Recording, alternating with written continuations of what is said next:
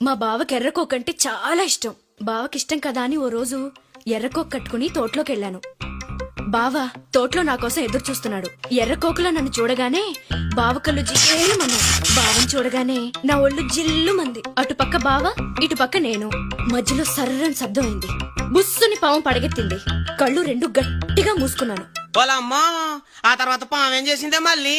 చెరచెర పాకింది, గజగజ వణికాను, కాలికి తగిలింది, గడగడలాడాను, పైకొచ్చింది, తిత్తరపోయాను, కితకితలెట్టింది, తికమకపడ్డాను, తోకుదిలేసి పరిగెత్తాను, తోటదిలేసి రోడ్డెక్కాను, చెట్టెక్కాను, పుట్టెక్కాను, గట్టెక్కాను, మెట్టెక్కాను, ఎక్కడికెళ్తే ఎక్కడికొచ్చి కాలు ఏలు చుట్టేసిందయ్యో.